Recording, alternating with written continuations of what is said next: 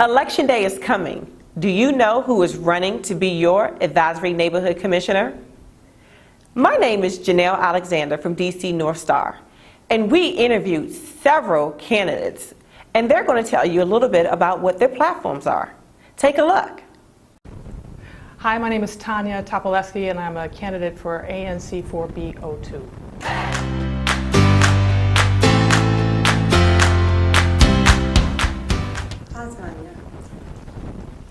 What is the most important issue facing your single-member district, and how do you intend to address it?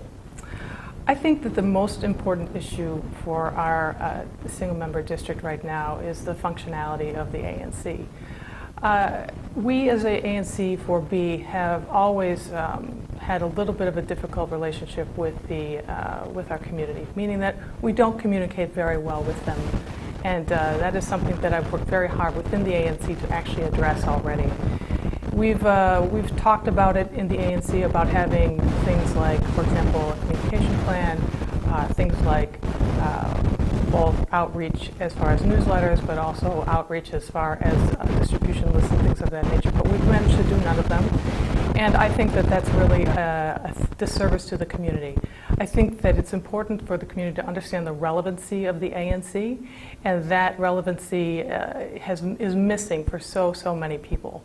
One of the things I've actually already done in order to try to bridge this gap is to do postings on the listserv, detailed postings of what the actual role of a commissioner actually is. Because people really don't understand that we even have an ANC and what the word advisory neighborhood commission actually means. So education for people about what it is has been first and foremost in my mind. And I think that going from that point of just educating people on how the ANC actually functions is important, and it's missing. Great. What are your thoughts on the pace of the city's development? And you can answer this in regards to the Walter Reed development or just the city's comprehensive plan. I'm going to take this from the tact of the Walter Reed development. So I am the current ANC commissioner for ANC 4B02. So I sit not only on the ANC, but I'm also the Community Advisory Committee for Walter Reed. I am the ANC 4B representative on that committee. So the Walter Reed development, for many people who aren't familiar or who have not followed it, will be the largest development in Ward 4, probably for our entire generation. It will have the largest impact on our ability to provide new jobs for people in this area, and also extensive new housing and other opportunities such as medical facilities, medical care. I think it's really important for people to understand how large it actually is. When Walter Reed is done, it will actually create two entirely new single-member districts within the Walter Reed development. So if you put it in that kind of context, we're literally putting in two whole new neighborhoods just within that development alone. So clearly the impacts to that development on our area is going to be beyond substantial. There will be changes that I think that the developer is actually working hard to mitigate, as far as transportation issues in particular, which is always a concern, along with that multimodal issues as far as the bike trails and how that integrates actually with the Walter Reed development. So those kinds of things are upcoming as things start to come out of the ground. I think that overall, these are the kinds of developments which are rare, which actually provide the largest amount of our ability as a city to grow denser, but in a way that makes some sense for the rest of the city. Because people always are talking about, well, are we going too much? Is it too dense? Is it too fast? Is it all of these kinds of questions? But when you have a place like Walter Reed, where you really have an opportunity to do it right, meaning grow dense, but also manage all of the other implications around it, that's important. And I think it's happening here in Ward 4 in a very measured, thoughtful way, and the impacts to us will be great. And I don't want to de-emphasize the largest fact of this is that it will bring an enormous number of jobs for many residents and people who want to be in Ward 4. It's definitely a bonus all the way around. Great. So this commission struggles to work together at times. How will you work with the residents and other commissioners when there is a contentious issue?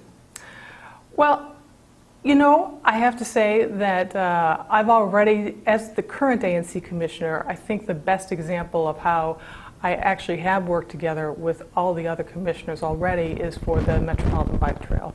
So that came as an issue for 4B as far as how the trail was going to be aligned up until from the Fort Totten metro station all the way through up until Aspen Street on Piney Branch Road. And I was incredibly, or I shouldn't say it like I was incredibly proactive, but it's an important piece of infrastructure for our area. And that trail is incredibly important to me personally because of my background in landscape architecture and design. So I was very upfront with working with the committee that was actually handling it for ANC 4B, the Public Works and Infrastructure Committee. And I worked with them on, I don't know how many meetings I attended with them, in concert with them, probably 10 to 15 different meetings, coordinated meetings with other ANC commissioners, at least 3 other ANC commissioners, talked with other ANC commissioners, and tried to bring them up to speed on what the actual implications of the trail were, what the options were, and did a variety of outreach to the community, not only from my single-member district, but also the implications of the trail to other single-member districts as well. I come at that trail because, in this particular way, because like I said, I have a master's degree in landscape architecture, and so how the actual physical design of our larger public space environment is really important to me, and part of the things that I learned not only in school but study every day here in the District of Columbia.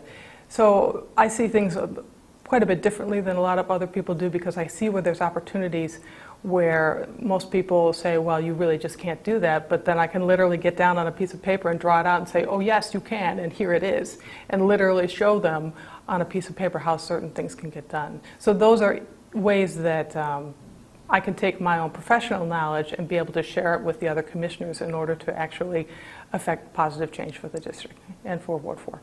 Great. How do you plan to keep residents informed about issues? So this is the perennial question, because here's what happens at the level of the ANC, is we say, well, we need to be able to inform people, and then everybody say, well, not everybody has email, and everybody says, well, we can't do flyers because they're too expensive. And that's where the conversation stops. I've long pushed for a communication plan, an actual formal communication plan within ANC 4B, to literally write down, okay, here is how we are going to communicate with our constituents. Here are the listservs that we can post our agenda to. Here's how the agenda gets posted. Here are our resolution, our draft resolutions, which are attached to our agendas, so that people, when they get the agendas, can click on a link, see the resolution, and if they have a comment, then they can actually email the ANC directly. It's these baseline kinds of things that ANC 4B really does not do a sufficient job at, that would take the ANC from being something that's sort of spinning off in its own little world to being directly relevant to everybody's lives here, so that the ANC can be a resource for people in understanding what's actually happening on the level of interaction with the government.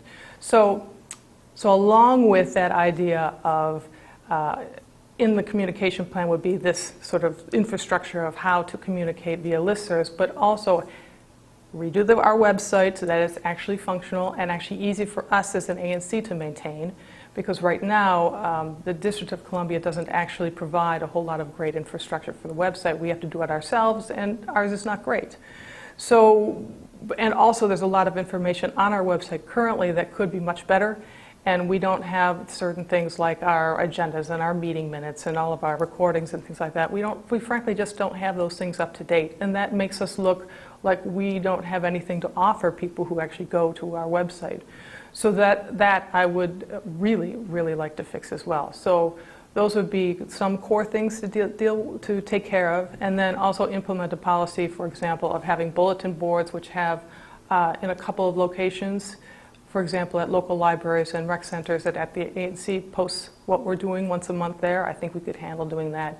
and also posting our agendas and all of our resolutions also at libraries and the rec centers too, so that people who literally don't have access or don't want to be attached to their email can literally go there every month and say, oh, here's what the ANC is doing, here's what's coming up. And that would go a long way to hitting all of the people within our community instead of just dealing with a few. This is definitely something that I've thought deeply about and have actually tried to change within our ANC, but it has hit a rocky path. Why are you the best person for the job? Why should your neighbors vote for you? I think the reason that I've been effective as a commissioner so far is because of my background, my professional background. I mean, I am a sustainable real estate developer here in the District of Columbia. I only build highly energy and resource efficient projects, and I've done a variety of different levels of ground up and also gut rehab kinds of projects. What this means for people is that I understand a lot of the way that the District of Columbia operates, especially when it comes to the DCRA.